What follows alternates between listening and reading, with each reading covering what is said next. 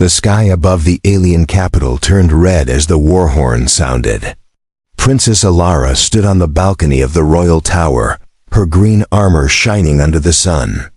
She looked down at the human soldiers marching into the city gates, their strange weapons glinting in the light. She smirked at the sight, whispering to herself that humans were nothing but fragile creatures pretending to be warriors. In the great hall below, the alien queen sat on her crystal throne, listening to the reports from her generals. The humans had been called as allies to help defend the capital against a ruthless enemy from the outer belt. The alien warriors spoke with doubt in their voices, but the queen's expression was unreadable. Alara, standing beside her mother, crossed her arms and said she could not believe humans would survive a single night in their world. The human commander entered the hall, wearing armor that looked plain compared to the ornate alien suits. His face was calm, his eyes sharp, and his movements precise. Alara watched him and felt a strange irritation. She expected him to bow deeply, but instead, he only gave a short, respectful nod. The queen smiled faintly and asked him to prepare for battle. Alara rolled her eyes, certain he would fail. That night, the enemy attacked the outer walls. Alien defenders struggled against the swift machines and burning plasma. Alara watched from a high tower, expecting to see humans break and flee. But instead, she saw them holding the line, their rifles firing in steady bursts. The human commander moved like a shadow among his soldiers, calling out orders and pulling wounded fighters to safety. The sight made her pause, but she told herself it was only luck. When the enemy breached the east gate, the humans were the first to respond. Alara saw them rushing into the chaos, shields raised, forming a wall of defense. Even alien warriors who had doubted them found themselves fighting side by side with humans. The commander faced down a towering enemy mech, planting charges at its legs before pulling the trigger. The explosion brought the machine crashing down, and the cheers of both species filled the air. By dawn, the city was still standing. The alien queen stood before her people and announced that the human forces had saved thousands of lives. Alara kept silent, but her mind could not forget the image of the human commander pulling one of her own royal guards out of the fire. The Bayandos. Queen's voice was steady as she declared the alliance with humans would not end with the battle. Instead, she said it would be sealed with a bond stronger than treaties. The queen looked at her daughter, then at the human commander. She said the future of their worlds depended on unity and trust. Alara felt her breath catch as her mother spoke the words that shocked the court. The commander would be her husband. Gasps filled the room, and Alara's heart pounded. She had laughed at humans her entire life, but now one was to stand at her side forever. The human commander's gaze met hers. There was no triumph in his eyes, only steady resolve. He stepped forward and bowed slightly, not as a servant, but as an equal. Alara did not speak, but deep inside, she felt the ground shift beneath her. For the first time, she wondered if she had been wrong about humans all along. Alara could not believe her mother's decision. The very thought of standing beside a human as her husband made her blood heat with frustration. She had been raised to think of her people as the highest form of life in the galaxy. To her, humans were newcomers, desperate to prove themselves. And now one of them was to share her throne one day. The palace corridors buzzed with gossip. Servants whispered behind their hands, and alien nobles muttered about the queen's bold choice. Some praised the alliance, but others saw it as a dangerous gamble. Alara walked past them with her chin held high, refusing to show her confusion. Inside, she wondered why her mother had taken such a risk. The human commander, whose name was Captain Reese, trained with his soldiers in the courtyard. Alara watched from a balcony, intending to find flaws in his movements, but his discipline and precision surprised her. Each strike of his blade was deliberate, each block measured. His men followed him without hesitation, as if bound to him by more than orders. She hated to admit it, but there was strength in his presence. Later that day, the queen summoned Alara to her private chambers. The air inside was scented with rare flowers from distant worlds, but the atmosphere was heavy. The queen spoke of the sacrifices made during the battle, and how unity was the only path forward. Alara argued that respect could be earned without marriage. Her mother's voice was calm, yet unyielding, as she said some alliances needed a symbol strong enough to silence every doubt. The engagement was announced to both worlds. On the human capital's broadcasts, images of Alara in her emerald armor stood beside Reese in his black and silver uniform. Crowds on Earth cheered, while in the alien capital, the reaction was divided. Some believed the marriage would bring an age of peace. Others thought it was a surrender of pride. Alara read every expression in the streets and realized that her life was no longer her own. Reese approached her in the gardens that evening. The moonlight made the leaves glow silver as he stood before her. He told her he did not ask for this marriage, but would honor it for the sake of both their peoples. His voice was steady, without flattery or fear. Alara found herself staring at him, trying to read the truth in his eyes. She did not reply, but something in her silence kept him from leaving. The days that followed were filled with preparations for the wedding. Ceremonial robes were woven from crystal thread silk, blending alien artistry with human design. Dancers rehearsed in the palace square, and musicians from both species practiced together. Alara was surrounded by activity, yet she felt strangely apart from it all. She had not yet decided if she would welcome Reese or fight him in her heart. One evening, as the city slept, Alara climbed to the highest balcony of the palace. From there, she could see the lights of the human fleet stationed in orbit. They were not grand like the alien armadas, but they carried a quiet strength. She thought of the night they had defended her people, and of Reese standing in the flames. For the first time, she wondered if perhaps her mother had seen something she had missed. The palace was now filled with visitors from across both worlds. Human diplomats walked beside alien nobles, their voices mixing in the grand halls.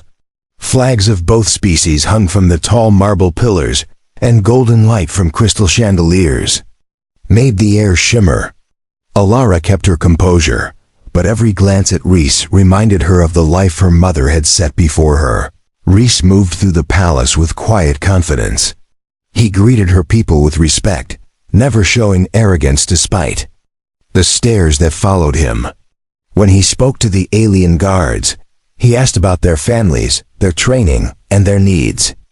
It was something Alara had never noticed before, how small acts of attention could win loyalty.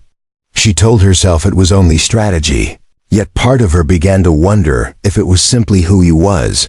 During a council meeting, one of the alien lords openly questioned the value of the marriage. He claimed that humans were untested allies who could turn against them. Alara expected Reese to defend himself with pride, but instead, he listened calmly before replying.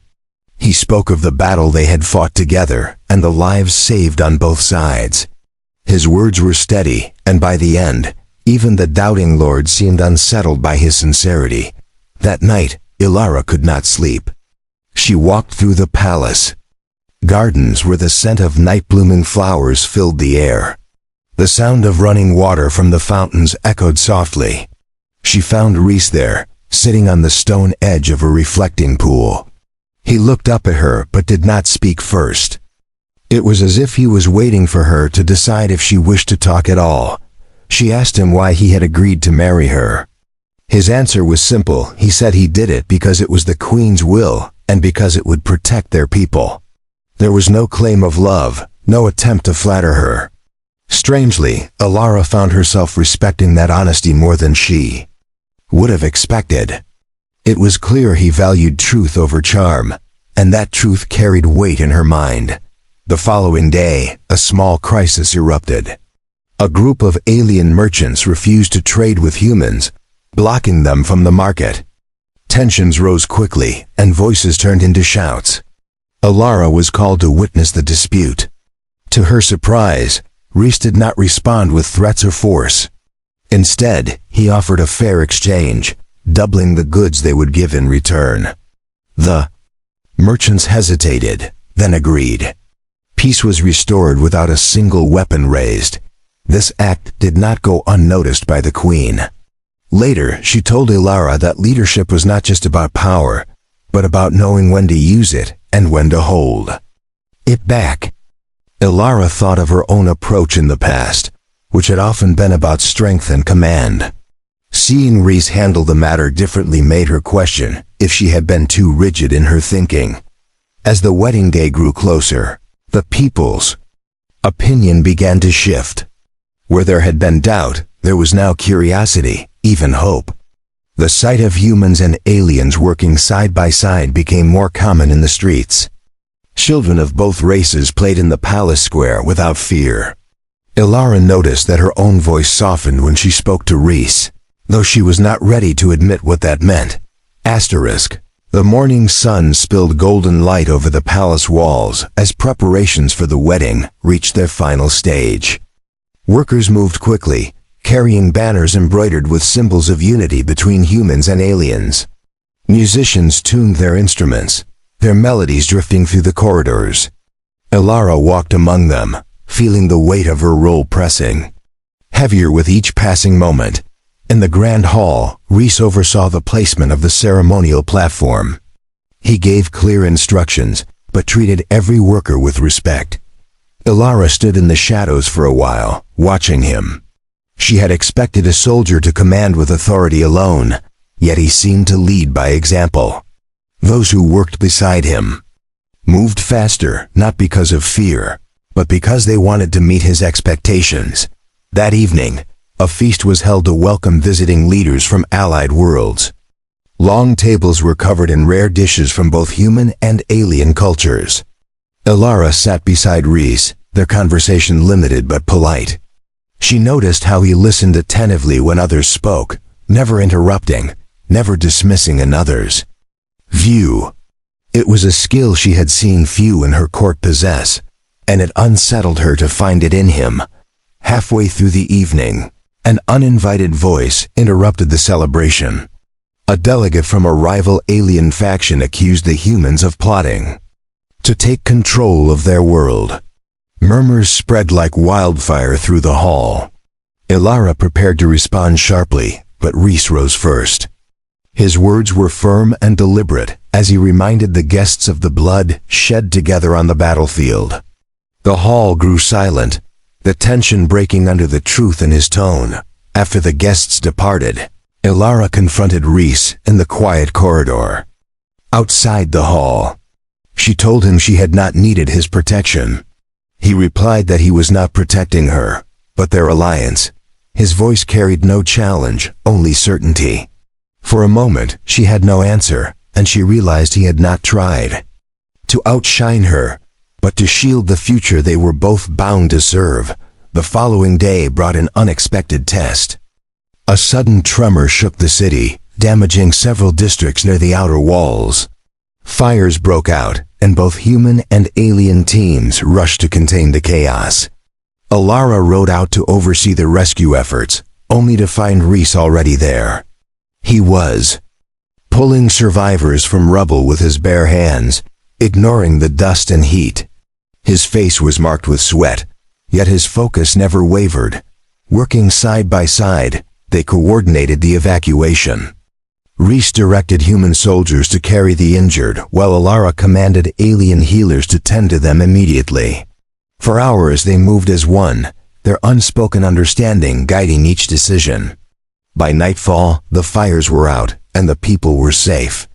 The gratitude in the eyes of those they saved was unlike anything Ilara had seen before. Back in the palace, the Queen commended them both. She told Ilara that leadership was strongest when it was shared, and Ilara found herself unable to deny it. Rhys had proven himself not just through words, but through action. As she stood in the quiet of her chambers later, she realized she no longer saw him as just a human soldier. He had become something far more difficult to define. The city had begun to change in ways Ilara could not ignore. Where there had once been suspicion between humans and aliens, there was now conversation and trade. Mixed patrols walked the streets, human and alien soldiers moving together with ease. In the marketplace, merchants offered goods from both worlds side by side. Ilara knew these changes had not happened by chance but through steady, deliberate work. Reese seemed to be everywhere. One day he was in the training grounds helping alien recruits adapt to human tactics, and the next he was in the archives learning her people's history. He never tried to act as if he belonged by birth, but he worked to understand the culture he had been joined to. Ilara watched this quietly, unsure when her habit of looking for flaws had turned into something closer to curiosity. The Queen arranged a council of war to address threats beyond their borders.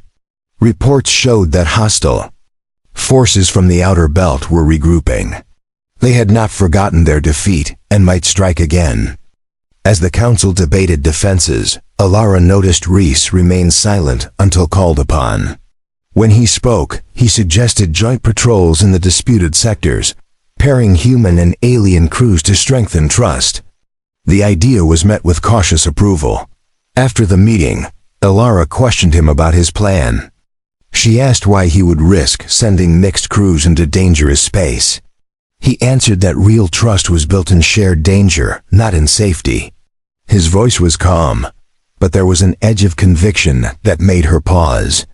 She realized that while her people valued caution, humans seemed to value courage in a different, almost relentless way. The wedding rehearsals began that same week. Dancers practiced the ceremonial steps, and the musicians blended ancient alien harmonies with human orchestral tones. Ilara stood on the balcony overlooking the preparations, feeling the air alive with anticipation. Yet beneath the beauty of it all, she sensed the weight of the decision she had not truly made, whether to accept Reese as a partner in more than just duty. One evening, she found herself in the palace's Hall of Stars. The vast dome above was filled with glowing constellations, mapped by both human and alien astronomers. Reese was there, studying the patterns. He pointed out the human name for a certain cluster, then asked what her people called it. They traded stories of those same stars, realizing their cultures had imagined similar shapes though they were light years apart. It was a small moment, but it felt as if some unseen thread had drawn them closer. The following day, a sudden message arrived from the border stations. A pirate fleet had entered their territory, targeting a joint supply convoy. Ilara and Reese were both sent to respond, leading a mixed force of human and alien ships. In the heat of battle, their commands flowed together without conflict. When an alien cruiser was struck, Reese maneuvered his ship to shield it, taking the brunt of enemy fire until reinforcements arrived. Ilara's voice over the com carried, not command, but something closer to gratitude. When they returned victorious, the palace welcomed them with celebration. Yet Ilara's thoughts were quieter. She had begun to understand that Reese did not measure worth in titles or lineage, but in the lives saved and the trust earned. That night, as she prepared for rest, she caught her reflection and realized her own expression had changed. The disdain she once carried was gone, replaced by something she could not yet name. Asterisk. The wedding was now only days away, and the palace glowed with constant activity. Seamstresses worked through the night on ceremonial garments, and artisans polished the great crystal pillars that lined the throne room. The scent of rare flowers drifted through the air, brought in from distant worlds for the occasion. Ilara walked past it all, her mind caught between the duties she had accepted and the feelings she had yet to name. Reese was just as busy, meeting with both human and alien security forces to ensure the safety of the event. His focus was unwavering. Yet he always made time to greet those he passed, no matter their rank. Ilara saw how people responded to him, how even those who had once doubted the marriage now spoke of him with respect. It was not charm that had won them over, but consistency in action. One afternoon, while overseeing the final inspection of the ceremonial hall, Alara caught Rhys studying a tapestry that depicted the history of her people. He traced the woven lines with his gaze, his brow furrowed in thought. When she asked what he saw, he replied that it told a story of survival and resilience. He said it reminded him of the human struggle to endure against impossible odds. His words carried a quiet admiration that felt sincere. Later that evening, a storm swept over the capital. Lightning flashed across the sky, and the sound of rain against the palace roof filled the halls. Alara found herself in the library, where Rhys sat reading old records of past alliances. He explained that he wanted to understand the successes and failures that had shaped their worlds. She realized he was preparing for more than a wedding. He was preparing for a lifetime of service. The next day brought troubling news. Scouts reported that the Outer Belt forces were testing their borders again, sending small raiding parties to probe for weaknesses. The Queen called for an emergency council, and both Alara and Rhys attended. While some leaders urged caution, Rhys argued for a decisive show of unity. His plan involved human and alien fleets patrolling together at the border, sending a clear message that neither world stood alone. The council approved the plan, and preparations began immediately. Alara joined Rhys aboard one of the lead ships, traveling to the border to oversee the patrols. In the cold void of space, they stood together on the command deck, watching distant stars glimmer against the dark. Rhys spoke of the need to protect not just their people, but the fragile trust that had begun to grow between them. She listened, realizing she no longer felt the instinct to dismiss his words. During one patrol, their fleet intercepted a pirate vessel that had taken hostages from a merchant convoy. Rhys led the boarding team, and Alara followed without hesitation. In the narrow corridors of the enemy ship, they fought side by side, covering each other without pause. When the last pirate surrendered, they freed the hostages together. The relief in the captives' eyes was a silent reminder of what they now represented. When they returned to the capital, the city welcomed them as heroes. But in the quiet moments after the celebration, Alara stood alone on her balcony, looking out at the horizon. She thought of the battles they had fought, the words they had exchanged, and the way their actions had begun to align. For the first time, she wondered if her mother's choice had not been just political, but something deeper that Alara had yet to fully understand. The morning of the wedding arrived with a sky so clear, it seemed the heavens themselves had blessed the day. The palace was alive with movement as guests from across the galaxy filled its halls. Banners of green and silver hung from the walls, each one carrying the symbols of both worlds. Alara stood in her private chamber, the weight of the ceremonial crown resting in her hands. Her attendants dressed her in a gown woven from crystal thread silk, the fabric catching the sunlight and scattering it into colors across the room. Gold embroidery traced ancient symbols down the sleeves, while a green sash marked her royal heritage. She looked into the mirror and saw not just a princess, but the soon-to-be wife of the man she had once mocked. The thought was strange and yet no longer entirely unwelcome. In another wing of the palace, Rhys prepared in silence. His uniform was black trimmed with silver, its design blending human precision with alien artistry. His soldiers and alien guards stood together outside his chamber, awaiting the moment they would escort him. He adjusted his collar, his eyes calm yet focused, as if preparing for a mission he had chosen to see through to the very end. The ceremony began in the throne room, transformed into a place of glowing light and grandeur. Rows of guests filled the space, their eyes drawn to the central platform where the queen awaited. Music from both cultures filled the air, blending in a harmony that seemed to mirror the purpose of the day. As Alara entered, every head turned, and the sound of her footsteps echoed through the hall.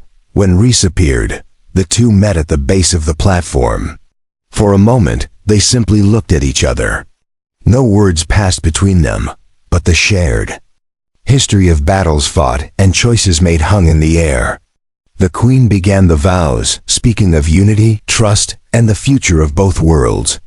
Her voice carried a power that stilled the hall. Each vow was exchanged with deliberate clarity. Rhys promised to defend her and her people as if they were his own. Ilara pledged to stand beside him, not as a reluctant partner, but as an equal. The moment their hands joined, a soft cheer rose from the crowd, followed by a swell of music that seemed to fill every corner of the room. After the ceremony, the celebration spilled into the palace gardens. Lanterns floated above the walkways, and tables overflowed with food from every culture represented in the alliance. Ilara found herself beside Rhys as they moved through the crowd, speaking with leaders, soldiers, and citizens alike. She noticed how naturally they seemed to work as a pair, their movements in quiet sync. As the evening deepened, the queen took her daughter aside. She asked Ilara if she now understood why the choice had been made. Ilara looked toward Rhys, who was speaking with a group of alien children, their laughter carrying through the night. She realized then that the marriage was never just about politics. It was about building something lasting from two worlds that had once stood apart. The days after the wedding were filled with a sense of renewal in the capital. Trade routes reopened with greater security, and mixed patrols between humans and aliens became a common sight. The streets echoed with voices from different worlds, speaking not as strangers but as allies. Ilara walked among her people, noticing how quickly fear had been replaced by a cautious hope.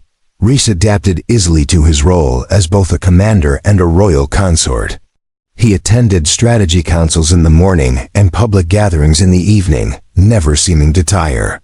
His presence in the palace no longer felt unusual. Even the most skeptical nobles had begun to treat him with the same respect they offered long-standing members of the court. One evening, Ilara and Rhys visited the outer districts where rebuilding efforts were still underway. The people welcomed them warmly, offering gifts of fruit and hand-woven cloth. Ilara spoke with a group of young apprentices, who told her they had joined the rebuilding teams because they believed in the new alliance. Hearing those words made her realize how deeply the change had taken root. They were returning to the palace when a messenger arrived with urgent news. A small enemy force had crossed the border and captured a merchant vessel. Without hesitation, Rhys ordered a response team to be assembled. Ilara joined him, refusing to remain behind. Together, they led a swift strike that freed the captives and drove the intruders back. The operation was completed in a matter of hours, their coordination flawless. When they returned, the queen met them in the throne room. She praised their unity and declared that their bond had already strengthened the foundation of both worlds. Ilara felt the truth of those words in her own heart. She could no longer remember the moment when her view of Rhys had shifted, only that it had, and that there was no going back. Later that night, they stood on the balcony overlooking the city. The light stretched out toward the horizon, and the stars glittered above. Rhys spoke of the battle still to come and the challenges they would face. Ilara listened, knowing that the road ahead would not be without hardship. Yet she also knew they would face it together, and that knowledge brought her an unexpected peace. As the cool wind swept through the garden below, Ilara turned to him. She told him that she had once laughed at the thought of a human standing beside her. Now she could not imagine facing the future without him. Rhys did not reply with words, only a steady look that said more than any speech could. It was a quiet moment, yet it carried the weight of everything they had endured. From that night onward, their marriage became more than a symbol. It was a living example of what could be achieved when two worlds chose over fear. The stories of their alliance spread far beyond their borders, inspiring others to bridge divides of their own. And as they stood together in the days and years that followed, they were no longer just a human and an alien princess. They were the future their people had once thought impossible.